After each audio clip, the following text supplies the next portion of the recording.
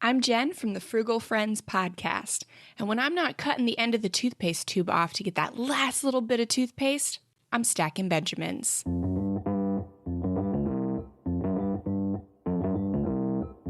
Live from Joe's mom's basement, it's the Stacking Benjamin Show.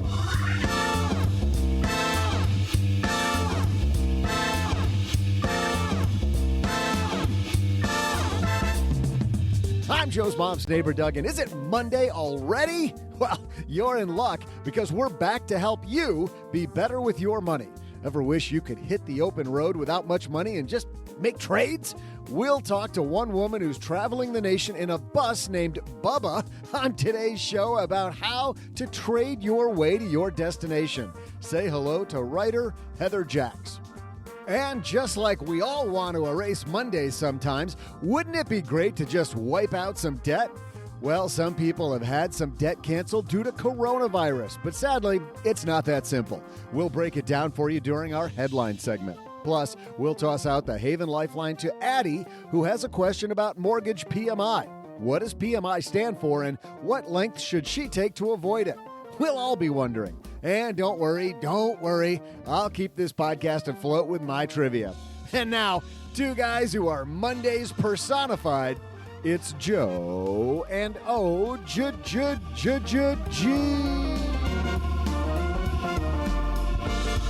And it's a pumpkin spice Monday here in the basement. Hey, everybody. Welcome back to the Stacking Benjamin Show. I'm Joe Saul-Sehy, Average Joe Money on Twitter. And across the card table from me, the borrowed card table, actually from my friend Mike down the street. It's Mr. OG. Hey, not the fake OG on Twitter, just past 1,000. Well, Don't care. I'll tell you what always drives me crazy is when somebody's like, when somebody puts on Facebook, hey, I'm at 999. Can anybody? Yes. And you did that a little bit. I only did it one. I've only done it one time, and I did it just because I knew that it pissed you off. It does. Every somebody's like, hey, can you follow me so I can get to 1,000? I'm like, wow, vanity metric much, but good times. Oh, yeah, I totally needed the comma. Congratulations, man. When you get to 5 figures in your follower count, then call me. Oh, nice flex.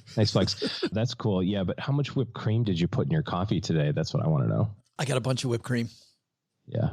Non-fat milk, but with the whipped cream, because you can't take all the fun out of it. You got to leave some in. Heather Jacks. 900 calories. Got it. Listen to this, man. Heather Jacks with us today. Heather lives in a bus named Bubba and is a woman, according to her website, who's in her 50s and travels the world. We're going to talk about not just her lifestyle, but a recent piece she wrote on travel where it might not take money to travel. She has traded many, many things to travel from place to place, including carrying a pig and writing for people. So maybe take your skills to go see the world. Doesn't always take cash. Heather Jacks here today. By the way, today's show brought to you by Student Loan Hero. Ready to pay off your student loans? We thought so.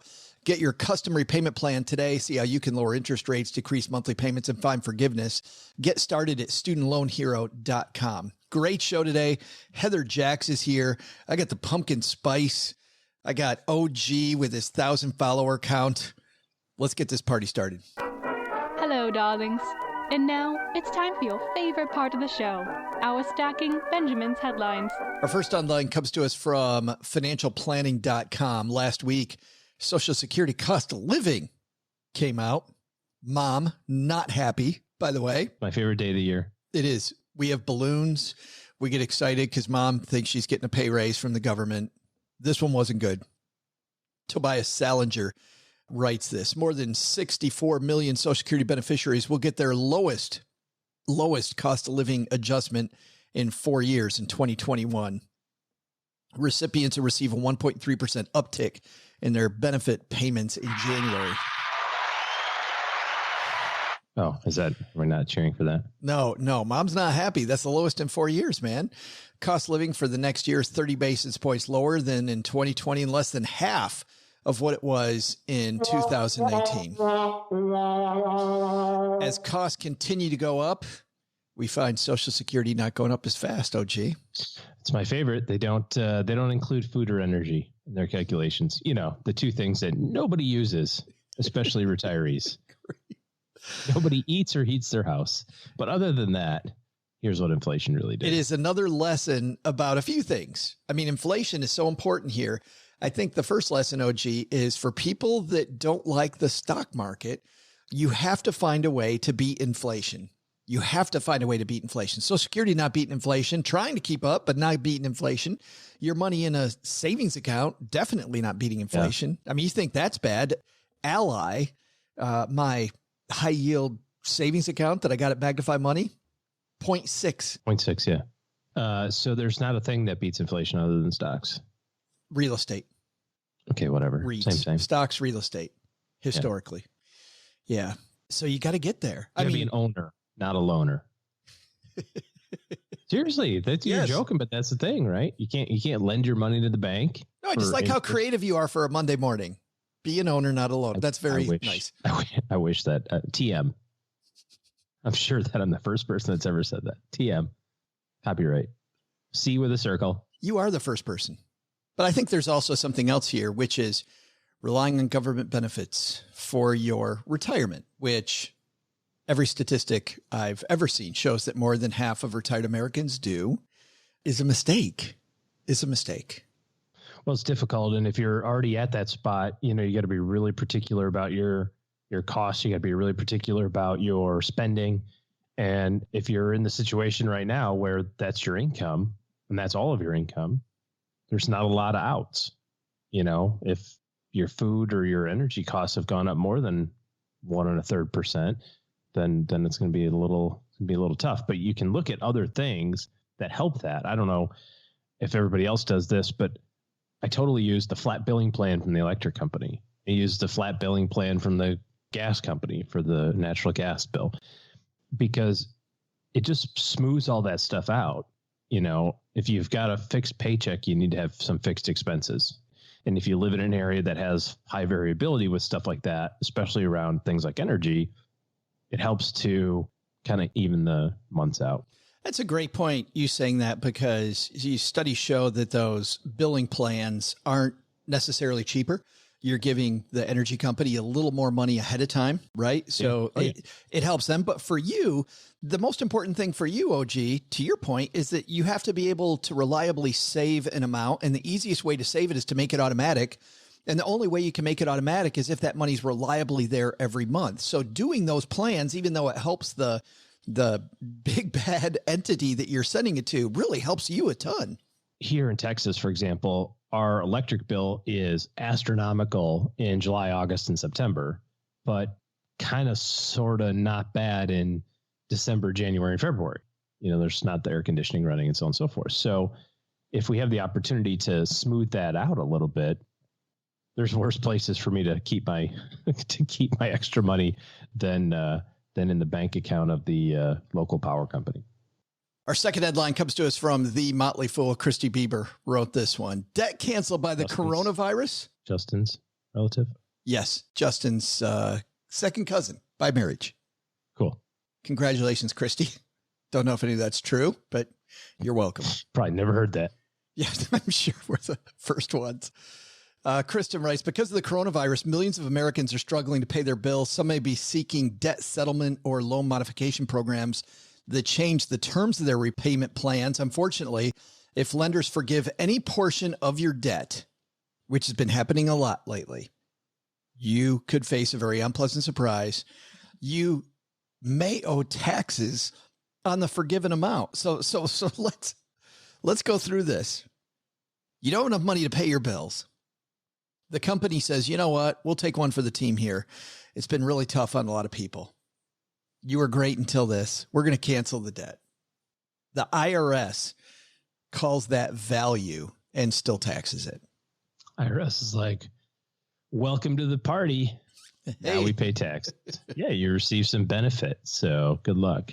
There is some opportunity to waive that if you were insolvent when or during the time of the forgiveness. So insolvent means negative net worth. But work with the CPA on that, because there's this little teeny tiny wiggle room. But if you've got money and instead you get a loan forgiveness program of some kind for something, Surprise, surprise. Something that's not a surprise, by the way, is the Jordan Harbinger Show, OG podcast. You should definitely check out because you're listening to OG and I, you're a fan of high quality, fascinating podcast hosted by interesting people. I freaking love this copy right here. Like there is no, why, thank you, Jordan's team, for saying that about us.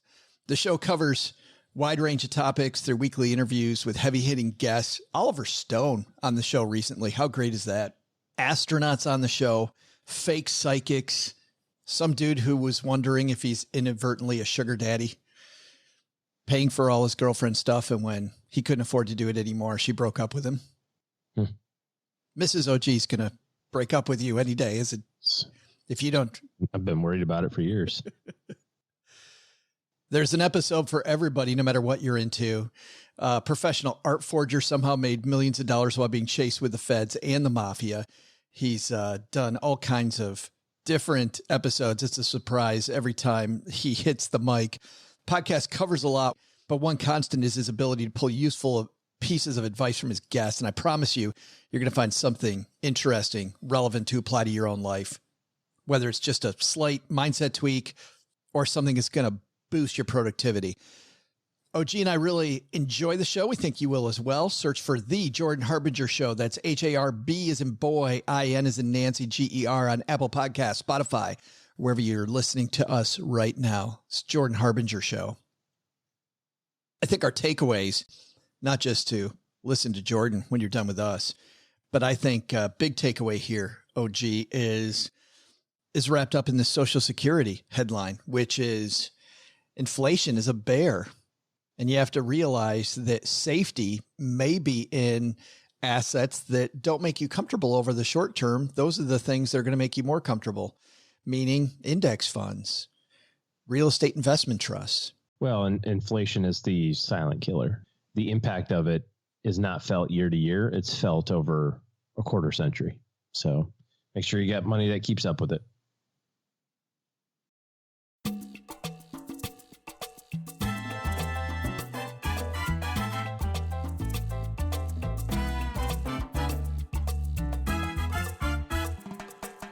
Heather Jacks was raised in Indian land in southeastern Oregon until age 15 when she left. And of course, then she didn't just go, across to Washington or down to California. Nope, she went to Australia as an experimental exchange student, in quotes. She came back at 16, went to college, and began traveling. During the 80s, she was in radio. She recently hopped on an Amtrak train and traversed the country. By the end of that trip, she had over 10,000 miles on planes, trains, and her bus, Bubba the bus, a short bus she purchased in Nashville. We're going to talk to her about Bubba here, converting him into a tiny home. And now she lives the schoolie life full time. She's got a fantastic blog. She's got an amazing story. We found her because Cheryl was reading about her and said, you got to try to get this woman on. And I'm so happy that she decided she would come on. Heather Jacks joining us on today's show.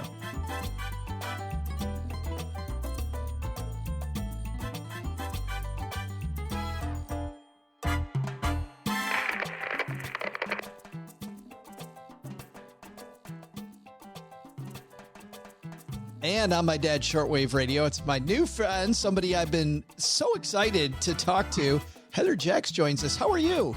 Hello, Joe. Thank you so much for having me. I am delighted to be here. And life is beautiful. Well, but a big question you must get, Heather, all the time is where is here right now? Right now, it is in the bathroom and the shower stall of a Wynn Hotel in New York City in Manhattan.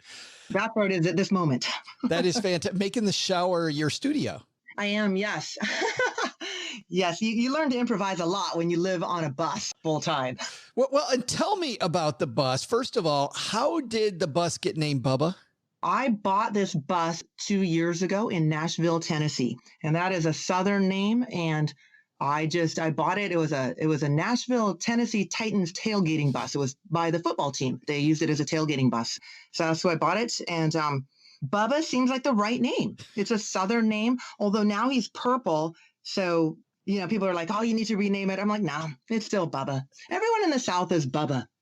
It is so funny. I just moved back to Texarkana, Texas, and you're right. I have 2 friends named Bubba, and I probably know 4, and they're always the nicest guys too. Your schoolie's got to be nice. It's the best schoolie ever. He has never let me down. He's happy to take me to nice restaurants or dive bars just as easily. And so I love Bubba. Bubba's my love. How did COVID affect your lifestyle? If you're living in Bubba and you're traveling around the nation and seeing what you want to see and doing what you want to do, how did COVID change the game for you, Heather? When I first started the traveling, I had a great plan. I had my National Parks Pass, which is often where you stay. I had my Planet Fitness Pass. COVID happened, and of course, those things closed down. So I was really it was a fix. I'm not going to lie. And I didn't really have a place to park. I didn't have a place to dump my toilet. I didn't have a place to shower. And so I started just getting super creative, and you kind of have to during Corona. One of the things I did was I bartered. I would approach random people and try to explain to them like, hey, I need to park my bus. I don't actually need any facilities right now, but I'd sure like to park my bus here on your field. And, is there something I can do for you to do that? And I did that a lot. So I spent about a month in the Umpqua Valley in the wine area of this southern part of Oregon doing exactly that. I did all kinds of things. I groomed horses. You'd be surprised. So I'm over 50. I don't know if I can say that, but I'm well over 50. And you can say I'm over 50 too, Heather, but I think the rule is that I can say, or you can say that, but I can't say that. So you're good. Yeah, the thing is that you've learned all these. What you do is you dust off a lifetime of skills, and they're valuable. So things like typing on a typewriter are valuable today. Learning knowing how to drive a stick shift, which I know how to do, was valuable. So it was very interesting. All these things that that I know how to do had value in this kind of bartering economy that I really had to enter into. And I just had to, so it's a lot of younger people who are out there on the road living full time in a schoolie. And again, so mine's a schoolie. That means it's a short bus. Yeah. It is 19 feet long. That is 80 square feet of living space. So that's very small. So it's a very short little bus. A lot of young people do that. And one of the things I notice is that, and this is just going to be a rash generalization, but somehow showering and living on a bus tend to be mutually exclusive out there. And that was not my case. I needed a shower on a regular basis. And so I bartered for showers a lot. When COVID first happened, I was actually in California, and I had left just a little bit before Gavin Newsom closed the state down. And so then I ended up on Paiute land in eastern Nevada, and I bartered a lot out there. Then while I was heading up there, I actually ended up transporting a little pot-bellied pig in exchange for gas. I have a bus, the pig fit, so I was able to do that. And it's crazy what people need and what you can offer. And if you just get creative and just kind of let it roll, you're like, hey, I think I can do that. And so that's what I did a lot. I want to dive into some of these stories. Let's start off with the letter to the editor story, because this is when your typing on a typewriter skill came in handy, I think. Came in very handy. And it was an alpaca farm. So there was a lot of space. Bubba could easily fit there, and I needed a place to park. And was ran by this old guy named Charlie. He must have been 150. And so I was like, well, is there something I can do? And he goes, well, I'd like you to, or do you know how to type? He actually asked me if I knew how to type. And this was his words, on one of the old typewriters, not that newfangled thing. And I was like, actually, I do. So I typed letters to the editor. He was very upset with many of the things that were going on in his town. So I wrote a lot of venomous letters to the editor. But they still have newspapers in some of those places. And so I did that for a couple hours, and then I had a place to be that night. It was really great. And the alpacas were amazing. I actually got to knit a hat. I still have the hat. There's an alpaca on his farm that he named Antonio Banderas. And I don't know why he named it that, but that was the name. It was his first alpaca. So we took its fiber, and I knitted an alpaca hat. I still have that hat. I love that hat. You can see it on my Instagram. I really like that hat. That's awesome. I don't know about you, but I still prefer the feel of the old typewriter. You write way more than I do. I just write scripts for the show. Do you prefer that old style feel? I prefer to write, actually, with my very beautiful ballpoint pen and my beautiful white paper. That is actually my preferred method. I am trying now to do the voice text thing. I'm not loving it because they often just don't understand me. And then I get crazy things that I don't even understand. I get that from Siri without even trying. I'm like, I didn't say anything remotely close to that. Yeah, I have that. I have that experience. Tell me about the pig. You traded by moving a pig. That's one hell of a story. I was actually in Luning, Nevada. What had actually happened was my radiator had blown up. And so another thing that's really been amazing for me is how mechanical I am. If you're going to live on a bus, you definitely need to understand how that bus works. And I'm really good. I am amazing myself at how great I have become mechanically. And anyway, but that radiator was a bit more of I bit off a bit more than I could chew with that one. And so I pulled out the radiator, and then I realized that it was really a complex issue. It's a 1989, essentially it's a van. So everything is like in a little, teeny space as big as a chair. Well, I think especially those vans, right? I mean, they're known for having it in a little wedged in spot. Yeah, it was terrible. So this trucker had come up, and he was actually helping me like put it back in and put water in it so that I could and I could only go about 9 miles down the road, and then it would be bone dry again. So finally I was at a place.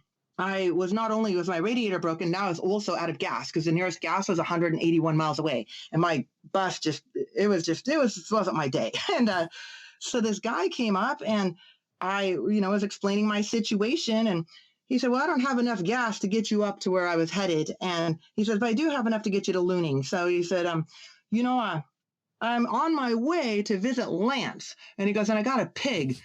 If you take it over there, he'll give you gas. And I said, well, it was really going to depend on the pig. Because honestly, if it's a boar, we're going to have to hard pass on that. But he brought me a little pot-bellied pig. He put it in my bus, and I delivered it like 80 miles down the road and got gas, got a fresh breakfast from Lance's wife. It's a crazy place, man. Hopefully no bacon with breakfast. Yeah.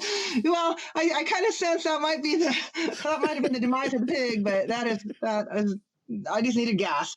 But this guy has this big old dilapidated shop out there, and it's dilapidated, man. This is something out of Breaking Bad. You're just like, I was lacking faith that he was going to be able to assist me, but he opens this big door that's practically rolling off the hinges, and he has got a collection of Harley Davidsons in there that would just are awe-inspiring. He had an Indian, he had the knuckleheads. It was shocking. So I spent most of that day with him actually just looking at all his treasures. I happen to like bikes, so it worked out really well.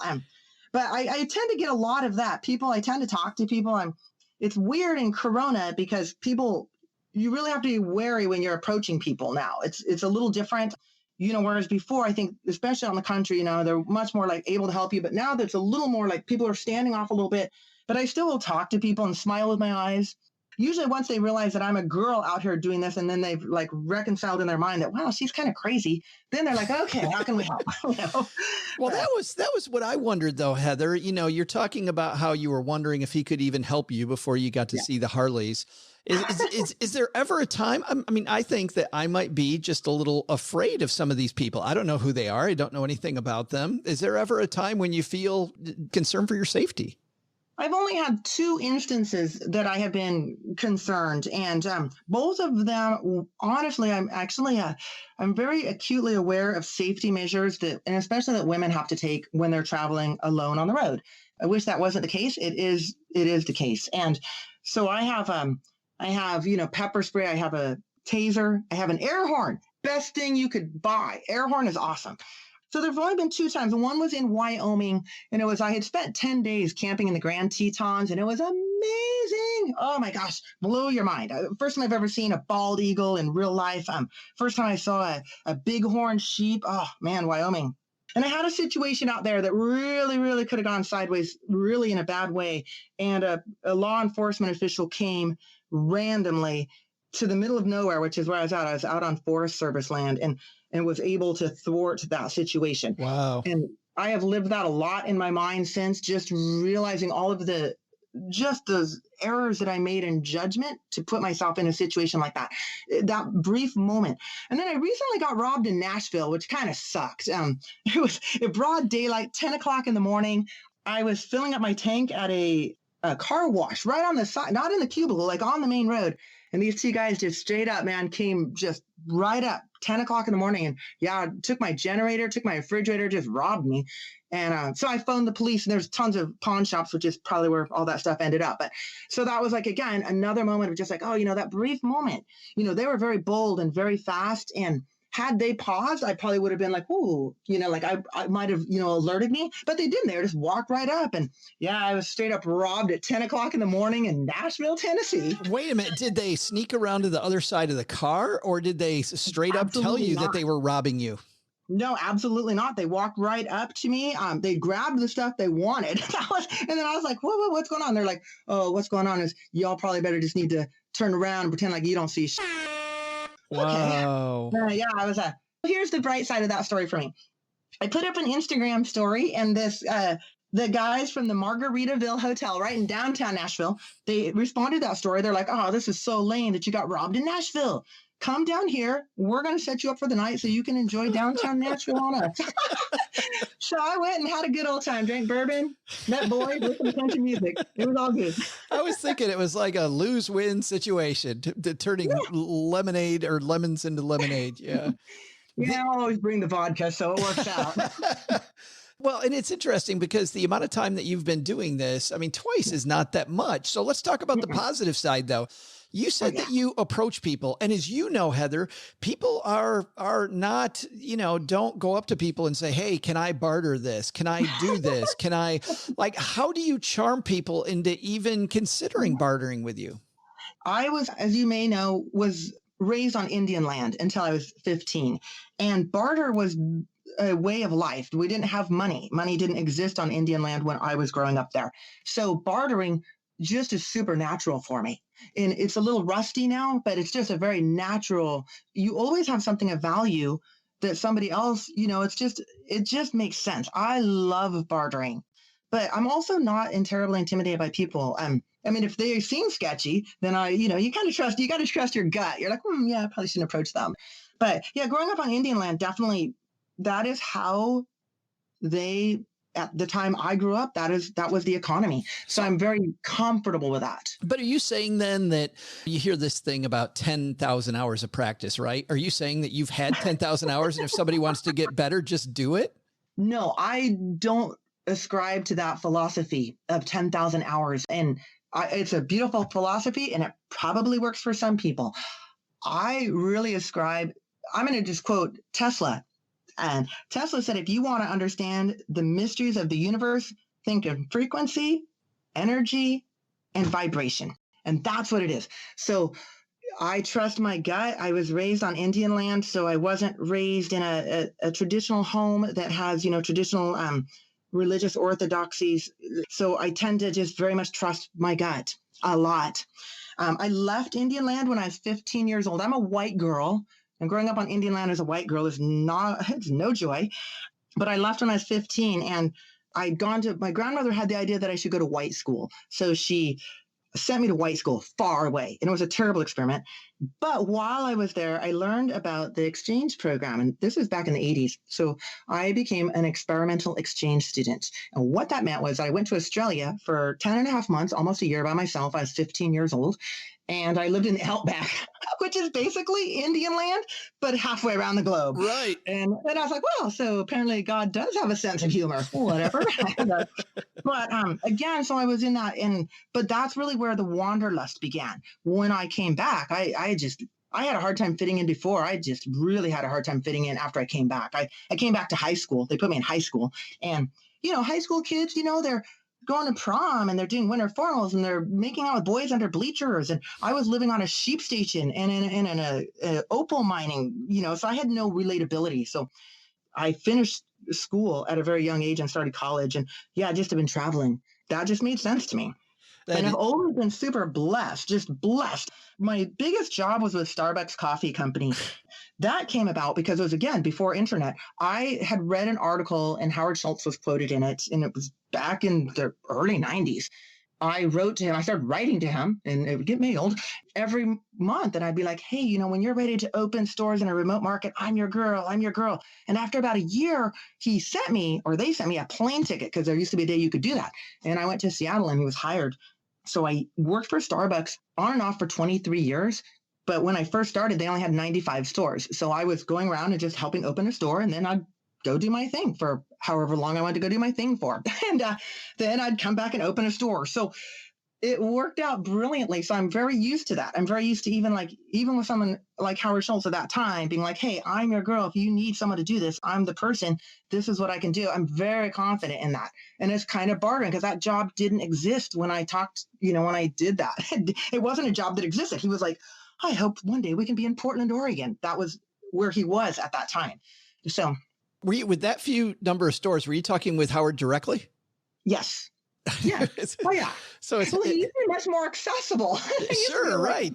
People. Yeah. No, at that point in the store, I'm sure it's just Heather and her buddy Howard just having a chat. I don't know, we're buddies, but now, but yeah, I have pictures. In fact, I saw him a few months ago, briefly at an event, and I showed him pictures, and his wife was like, oh my gosh, I remember that hair. I remember when he used to have hair. Well, you make money while working on the road. And I'm sure a question you're asked a lot is, do you have any tips for people to actually make money while you're on the road? I mean, when you work for Starbucks, obviously you had a paycheck and you could travel. Right. Now you're always drumming up business. How do you make money and travel at the same time? I chase gigs. So that doesn't work for everybody. And it shouldn't. But I will tell you this, when I have my teaching credential, but you can get your TEFL or your TESOL certification. And that's a big boom industry right now. I mean, with online teaching, great money. I hated it. I did it for just a few times. I was like, oh, I have to get a schedule. You have to stop. You have to log in and actually teach. And it was all just too much for me. I'm not going to lie. But it is a great way to make money. Online teaching. Great way to make money. And there's tons of great companies that you can teach regular classes. You can teach business people. There's even ones that work like apps like Uber and Lyft. And then you can just sign on. And if somebody wants an English class, there you are. It's really a brilliant, brilliant way to make money. I didn't love it. So I did not do that. I did it a couple of times. I was like, yeah, I don't like this. I don't like stopping and having to get organized. I just don't. If I'm driving and wanting to go somewhere, that's just what I'd rather do. So some of the ways I use Craigslist a lot. I chase a lot of gigs on Craigslist. I am very active on LinkedIn, and I am very active on Instagram. And I connect with people and just talk to them.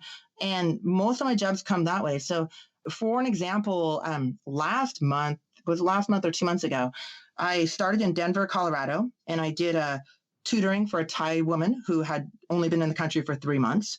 And then I did a mock jury. I was like a mock juror on a Zoom call, in a pretend, court case. And these are all paid things. Then I went and I directed traffic at a movie theater for 3 nights, 3 different places, but 3 nights in a row. I live in a bus, so I can go, right? I went to Memphis and I voiced a climate change robot. I did an infomercial for an office chair.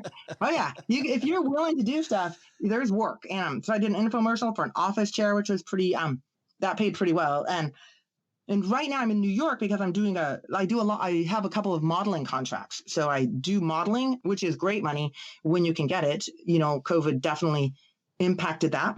There's a ton of things you can do. And there's lots of freelance work. If you are a freelancer and, you always read those books, give up your day job and, make 30,000 in 30 days off a blog or whatever. Yeah. And I know those books because I have a Kindle full of them, but, I have not had the experience of that. I'm still not a 30, millionaire. So there is a lot of great freelance work. So for example, if you're a graphic artist or you can proofread or these are things you like doing, man, there's good sites for that. Readsy is a great site for that. Readsy is a great one. And the other one is 99D, which is a little site it's a big site actually out of Oakland. That's 99 Designs, right? Yeah. I, as a buyer, use them regularly and have had great experiences. And I always think that, if you're creative, if you can draw, or if you can proofread, or you can, design, I just think these would be maybe great things to do. But my personal experiences with teaching, I think that's really got great potential if you enjoy teaching and can keep some kind of a schedule. Otherwise, chasing gigs, I get a lot off Instagram. So one of the things I've been doing a lot lately is doing bourbon tastings out on the bourbon trail. Oh, that's tough. I bet that's got to be a tough job. Somebody's got to do that. Yeah. Oh, I don't like bourbon. Okay. I used to work in the wine industry down in Southern California. So I do a lot of wine stuff. But again, you'd just be surprised. And right now, Corona, the way it's, manifesting across our country, and I've seen it manifesting in varied ways. Right now in New York, it is closed down. This city I almost cried when I arrived here yesterday because I used to live in New York, and it's just a shell of the city that it was even last year. It was like this weird, I was just feeling yeah, the world could end and I'm going to be out here on my bus, like Mad Max going across, this, but soon that passed. But it is weird when you come out of places after being gone for 10 days and then you're like, what happened? You're like that. Right. You're like that meme that I'm sure you've seen that you've been prepping for this your whole life. You're kidding me. I already have a bus. I know how to stay at a national park. I can go off in the wilderness. I'm good. I stay on a lot of Forest Service lands. And I'm a huge fan of the Forest Service. Everything I sell, I have a little Patreon page. I sell some of my articles. I have a current column in Fodor's Travel. It is not a lot, but man, I donate right back to the National Parks Conservation. I'm a big fan of the Forest Service. They are amazing every time. Without them, I wouldn't have had the experience I've had. Because what happens is I go to a town or a place or a space, and I phone, and the Forest Service will answer that phone. And I say, hey, I've got this 19-foot schoolie, blah, blah, blah. They're like, you know what? Here's a place I think you would do really well. You're not going to have trouble getting up there. You're going to be fine, blah, blah, blah. And they are wonderful. I even went and picked up one, they had printed maps for me because, I'm on a bus and I don't have a printer. They had left in Tillamook, and they had left a Post-it note, just so you know, you're amazing. And I still have it. I'm like, oh, Forest Service, I love you. Those people love their job is what it is. They're like, yeah, somebody's coming out to the Tetons, in the middle of when there's nobody out here. They do love their job. We just did 7 national parks while we traveled west. And all of the rangers that we met they were such nature geeks in the best way possible. It was awesome. The way they'd nerd out about everything from the birds that were around to plate tectonics to everything. I wanted to ask you, by the way, on that note, you've been to so many of the national parks out there. Do you have a favorite? I was going to ask you that. The park I haven't been to is Bryce, and that is the one I wanted to go to, and I didn't make it yet. We didn't do Bryce either. We've gone to, and we didn't do Arches either, but we did go to Zion. Yeah. And, but not this time, but I got to tell Angel's Landing. I almost lost my crap on doing the Angel's Landing thing. I thought I was going to die up there, Heather. So I've been out here on the Appalachian Trail for the last, when I got back with you, I was in the Appalachian Trail, and oh my goodness. Woo, but I definitely thought there were times I was like, I have pictures of the signs that say, for the next mile, you're going to be on your hands and knees scrambling. And I'm like, okay, people do this all the time. How much scrambling? And they literally mean that you are scrambling. So you get up there and I'm tasting metal in my mouth, man, my head between my knees. And okay. And then I'm like, oh my God, am I this out of shape? Am I going to have a heart attack? I have my bear horn. I've got my air horn. Someone come. And, but then you emerge, you summit something, and oh my word, I've really gone into mountain climbing during I've been across the country 3 times now on my bus, but this last trip especially because, boy, you climb a mountain or even a big hill, in my case, let's just call it what it is. And, it just teaches you to rise above your own limitations. And once you're there, man, abundance and beauty as far as the eye can see. That is what you see. There's nothing else. And man, I'm all about that. And it just really puts some perspective on life and the way things are. And yeah, I just love it. And then of course I sing John Denver, music because you have to, like a given. I think you're contractually obligated at that point. And I really like the Grand Tetons. I had no expectation when I went there. So I think that my mind was just blowing because I didn't know what to expect. I didn't have an expectation. So I went there and I was just like, oh man, Wyoming, now you're just showing off up here. That's the way I felt about Big Bend and about Death Valley. It attracts such unique people, number one, and you get these crazy stories that I just love hearing. And you find beauty in places where there's supposed to be none. Everything is named after devil, Satan, demon. Every single thing about these places, because they're places. When we were in Death Valley a few weeks ago, every sign said you could die here, which is, you could, but it was surreal and beautiful and dangerous all in one. So that was pretty neat. Heather, Yeah. I would love to talk Thank you. forever, but I am I love you. totally Thank you. out of time. I'm going to do a few things. Number one, guys, if you want to follow Heather's travels, her blog is travelswithbubba.com. Of course, it's called travelswithbubba.com, I should say. Just a girl and her bus named Bubba. We'll link to that on our show notes page. Also, you wrote a book a few years ago that I want to make sure that I mention. That is My Headdress is on Fire. Stories from a white girl growing up on and off Indian lamb, which, I mean, I'm looking at the Goodread reviews and people loving it. Thanks so much for hanging out with us. I appreciate you. Thank you so much. And yeah, be blessed, be safe, be sane, and be spiritually uplifted. That's my hippie stuff.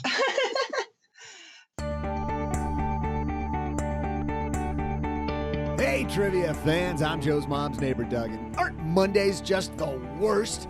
I don't mean to be a hater, but come on, Monday. You got to know that you can do better.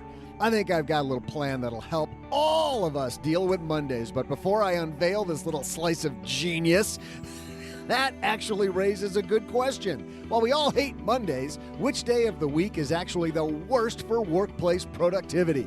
I'll be back faster than you can take another trip to the water cooler to avoid the TPS report your boss keeps asking about.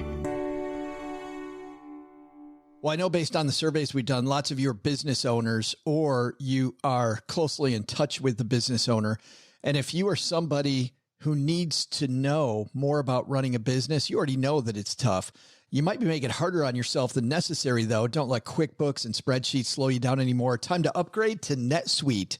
Stop paying for multiple systems that don't give you the information you need when you need it. You know, somebody used the analogy with me, OG, that when you're doing your when you're looking at your financial picture, it's kind of like on a road trip.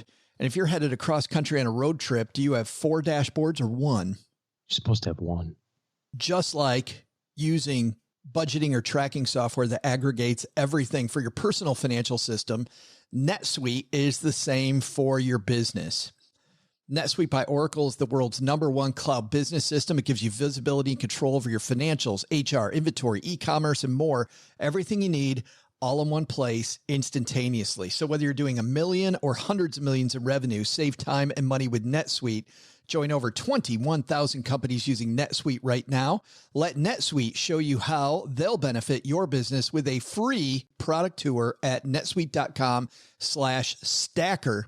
Schedule your free product tool right now. netsuite.com/stacker. That's netsuite.com/stacker.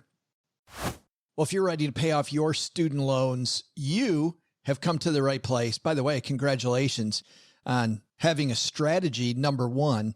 And even before you have a strategy, thinking about getting there. It's this thing that people forget to do, OG, which is just commit to doing something.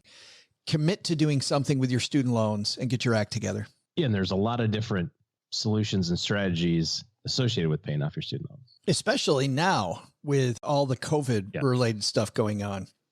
Yep. Student Loan Hero has all the latest, whether it is the COVID repayment plans, things changing all the time in Washington with regard to student loans, whether it's refinancing, lowering your payments, forgiveness. Student Loan Hero has quizzes, calculators, all the different products that you can use to get ahead more quickly. My favorite area of Student Loan Hero, the must-read section, like the 6 best lenders to refinance and consolidate student loans in 2020, the ultimate guide to paying off student loans faster, or should I rehabilitate or consolidate my defaulted federal loans? Those are all at studentloanhero.com. When you're ready to start your quest out of student loan debt, studentloanhero.com.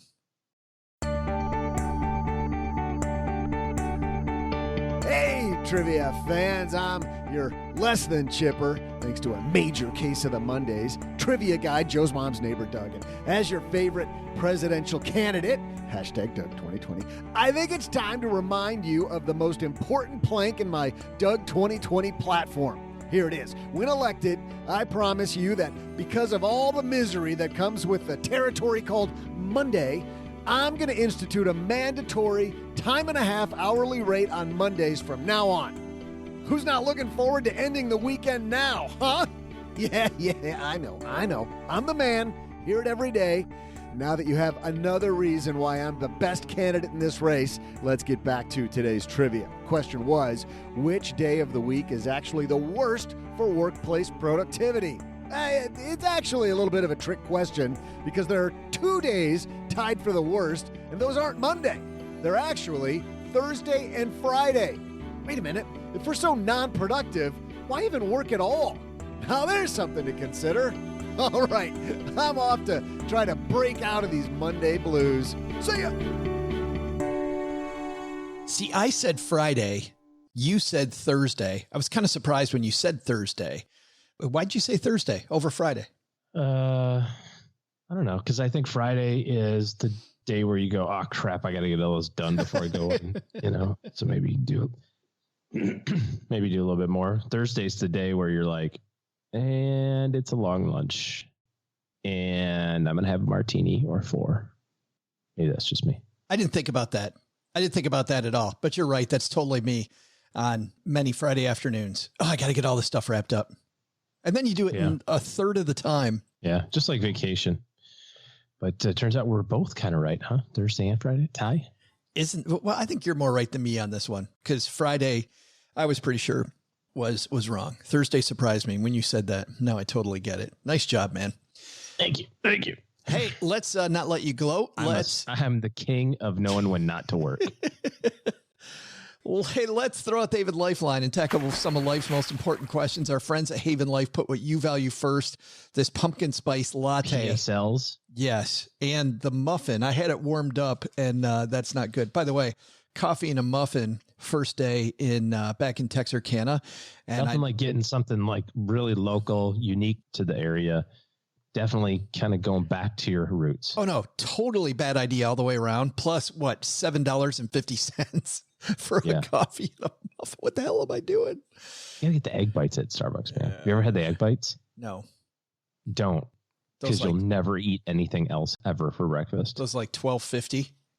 Well, don't think about the cost. Think about how great think about the benefit, the value, the warmth you'll have, knowing that there'll be a fire in Howard Shultz's fireplace for one more night because of you. Yep. But only if you do it by preloading your Starbucks card with $150 that they can keep on reserve on your behalf for 10 years. Here's the reason I did it, though, was because I want more time with my loved ones like you, OG. And so making breakfast fast this morning, since I don't have a coffee maker here, it's why they've actually made buying quality term life insurance actually simple. Head to stackingbenjamins.com/Haven Life now to get a free quote. Their prices are affordable. In fact, with the money I save on life insurance, I get to blow it on a blueberry muffin and that whipped cream of my drink. Application's simple. It's online. I drink enough of these. I'll probably get marked down a point or two, but who cares? I've got my Starbucks. That's one of the questions when you go on Haven. Like, how many PSLs do you have a week during the fall? Did you see, this is morbid, but did you see the guy who died from eating black licorice, a bag and a half of black licorice every day? Yeah. Just horrible. Don't do that, people. Turns out it's bad for you. Yeah, it messes up your body. Everything. Well, it's a guy a few years ago that died from, he was having trouble falling asleep. So he decided, NyQuil puts you out. So he had NyQuil every day. And don't do that either, because that'll. Well, and then you get the guy that stayed awake the whole time playing video games. I forgot about that guy. The guy killed himself by playing video games. China. No. Video games weren't the problem. Lack of sleep was a problem. Yeah. He killed himself by playing video games. That's what I said. Yeah. So, stackingbenjamins.com. Anyways, go get your life insurance just in case you want to do any of these things. Get that done. stackingbenjamins.com/Haven Life now. Today, we're going to throw out the Haven Lifeline to our new friend, Tom. Say hi, Tom. Hi, Joe and OG. It's Tom from Houston, one of your 2 podcast listeners. Anyway, I have heard about value investing being better than the traditional dollar cost averaging, as it could end up with a lower average share price basis. Is it worth it to try value investing, as it is quite a bit more complicated than dollar cost averaging? Thanks for all the great content for me to listen to while I train for a half marathon. Nice job, Tom, getting on it with the half marathon. Haven Life will like him better, huh? What a quitter. Only got halfway. Why halfway, Tom? Yeah. Take, fun, dude. Tom, we make 3 episodes a week. You've got plenty to train for the full marathon. Lots of time. No, nice job. Hey, getting your butt out there every day and doing that is tough work, my friend. Been there, but lots of fun and hugely rewarding when you do it.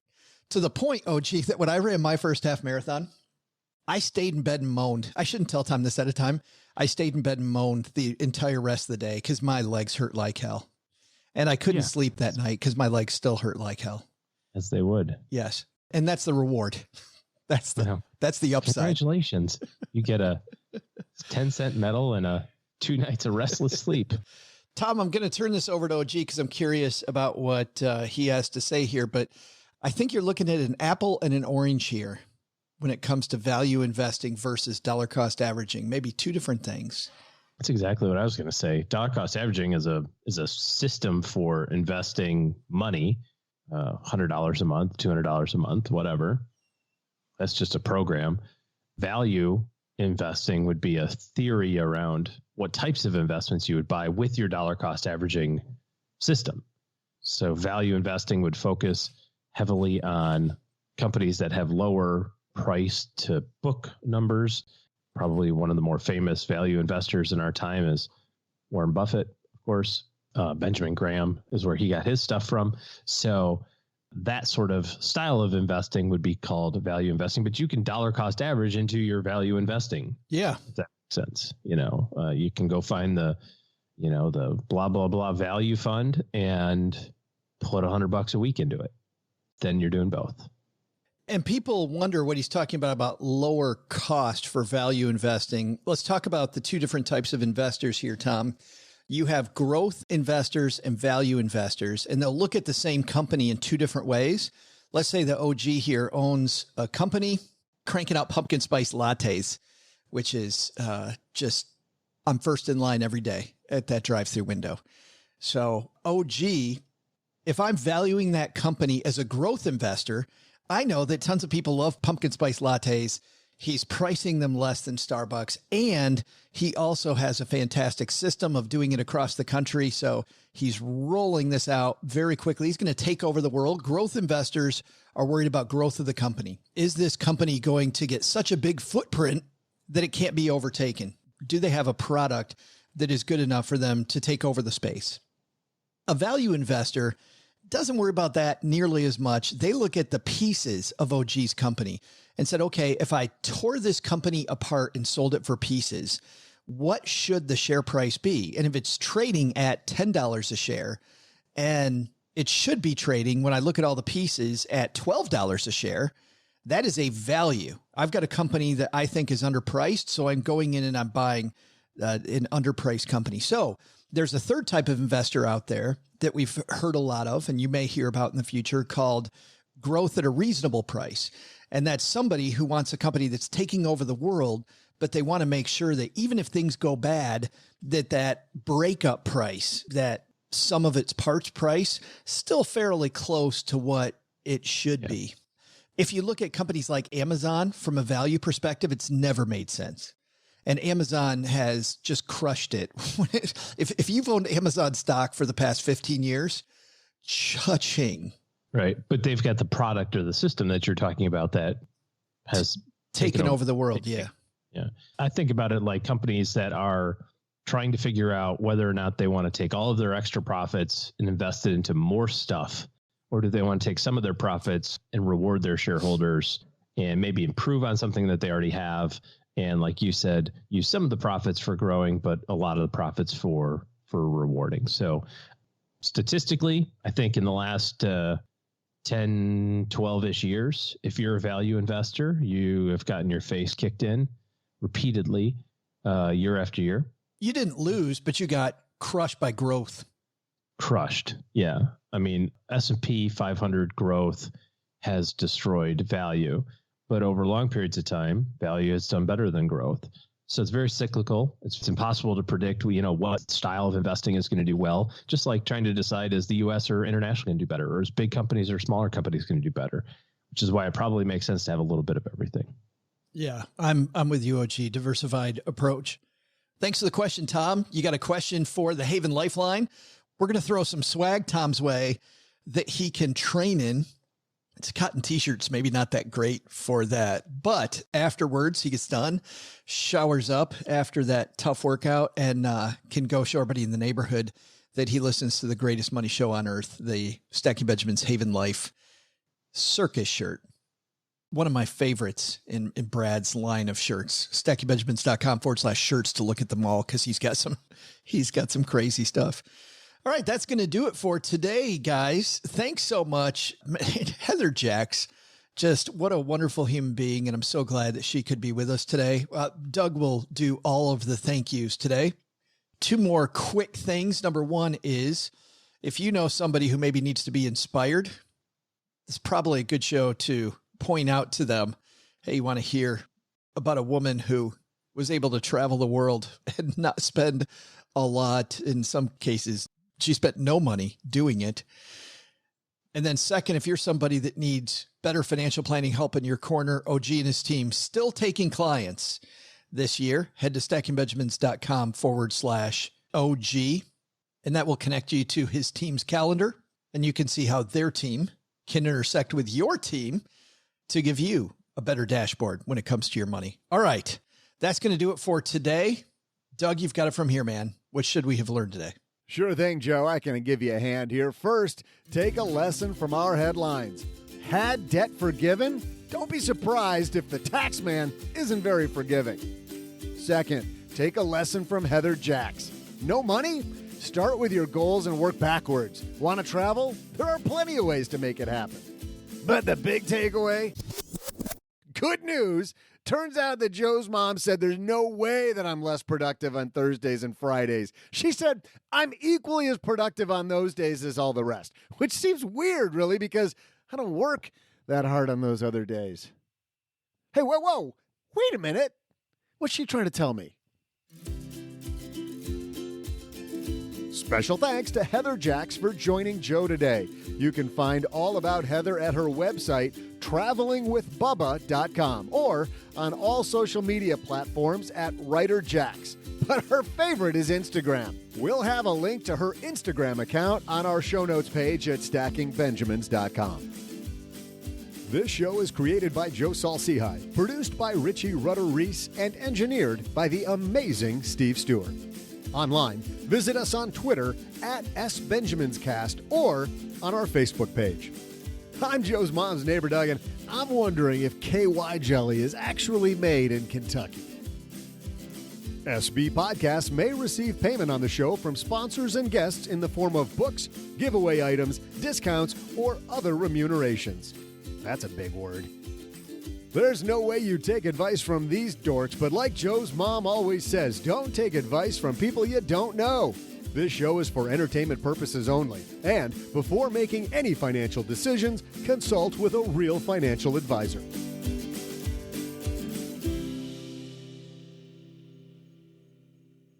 I'm Joe's mom's neighbor, Doug, and I just brought this podcast in for a landing, and I'm feeling #epic.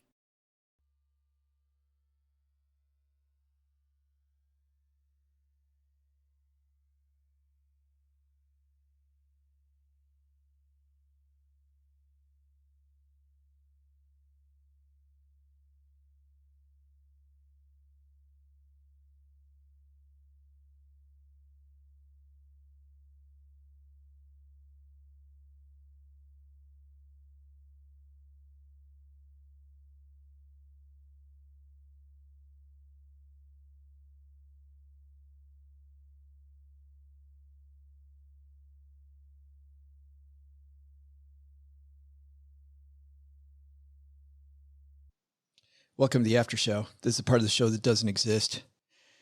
Being back in Texarkana, we got here. Tomorrow, I leave for Operation Cat Rescue, which is I get on a plane at 6 o'clock in the morning, arrive in Lansing, Michigan at 4 in the afternoon, and drive my car, which is parked in Cheryl's uncle's driveway, to Detroit, pile it full of as much stuff as I can, but especially the Xbox. Like, I don't really care what else goes in the car. some art, maybe jewelry. I was going to say they got new Xboxes coming out, Don't you know a guy that works at Microsoft? He can't throw you a little bone. He actually already told me that he could hook me up, and he actually got a deal on it. And I said no. He could get me a deal on the S, and I want and I want the X. Yeah, me too. Anyway, he texted me the same thing. Okay, I can get you the S. Sure. I'm like, write me back when you get to the big boy table. That's right. Nick. That's right. Must not be high enough in the company to get Xbox X's on discount. Got to move up the ladder, man. Yeah. Tell the CEO, tell Sadia, hey, move over, pal. But seriously, how many do you think he got?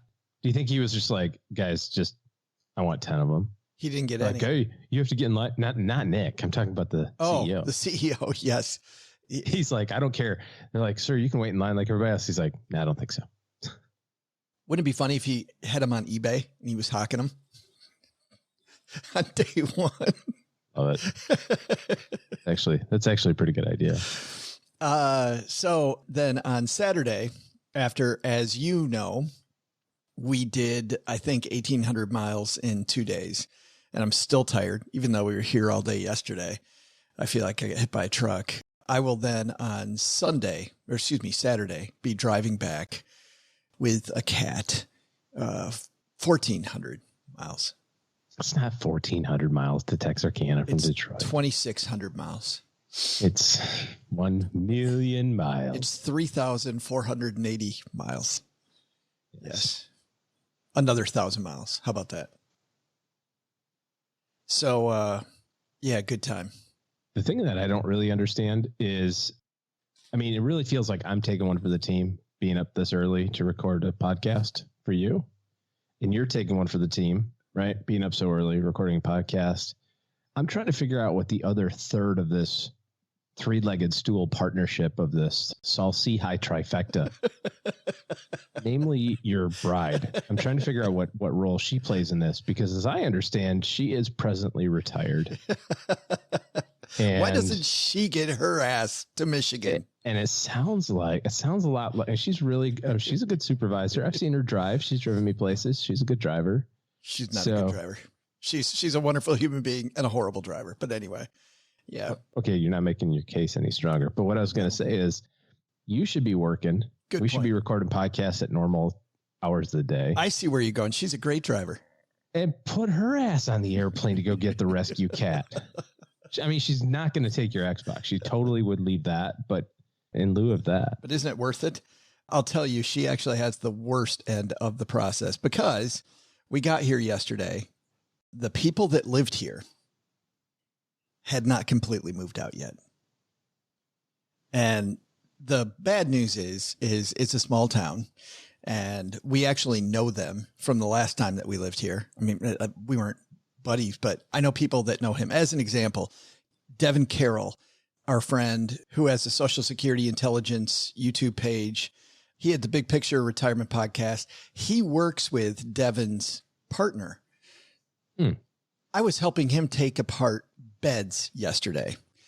And here's something that's kind of gross.